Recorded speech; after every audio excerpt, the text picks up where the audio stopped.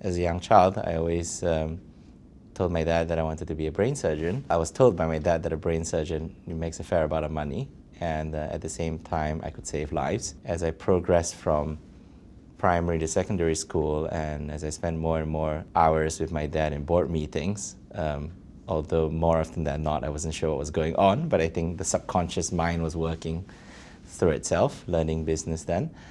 I became more and more interested in business. I also looked at potentially a career in politics. There was some element, I guess, of politics intertwining with business, and I found politics to be very interesting because I felt politics could drive change in a very significant manner that affects the community, business, and social in a big way. But finally landed on business because I felt it was a good combination between the ability to influence change and also the ability to help people if you are invested in pharmaceuticals or if you do CSR, and so that's where I think the combination of two comes in, which is the interest of Jho Low Capital, sustainable development, but at the same time social development.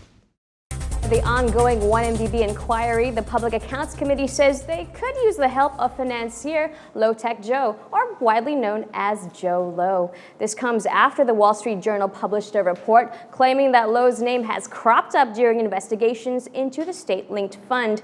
Bloomberg TV Malaysia's Han Tan joins us now for a closer look at the story. Now, to be clear, Jho Low is not being investigated. He's rather being called in to help. That's right. No, so according to the PAC chairman, Nur Jazlan Mohammed, Jho Low is not compelled to face the committee for questioning, but really it's up to him, up to Jho Low, whether or not he wants to show up. All right, so now if he does show up, Low will be there in his capacity as the advisor to the Terengganu Investment Authority. That was the precursor to 1MDB, which he has not denied. Now, it's important to make note, though, it's not just Jho Low who's being called up. This is part of a wider investigation. The PAC wants to call up the current and former auditors, as well as the current and former executives, as well as the management and directors of units in 1MDB. So, despite them already being interviewed by the Auditor General, the PAC now wants to have their turn. All right, despite the cast of characters that are to be questioned by the PAC, there's still a lot of focus on Jho Low. The Wall Street Journal's report today, just as an example. Right, well, I think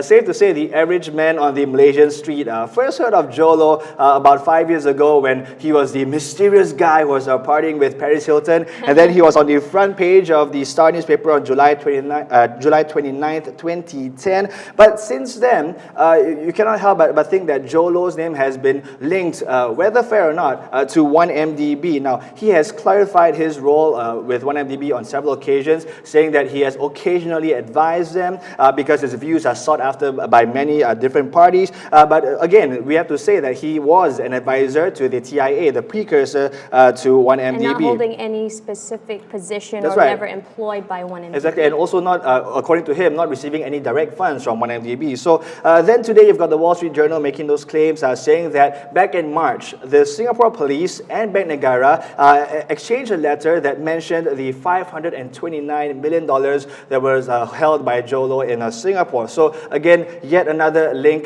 between Jho Low and 1MDB. All right, going to the Public Accounts Committee now. They certainly have their hands full this week, not only receiving the 1MDB interim audit report, but they are due to call up Mara regarding the controversial property buys in Melbourne. Yeah, and just to give the context, just last weekend, the Deputy Chief of PAC, Tan Seng Giao, he said they were too busy handling the 1MDB case to look into Mara.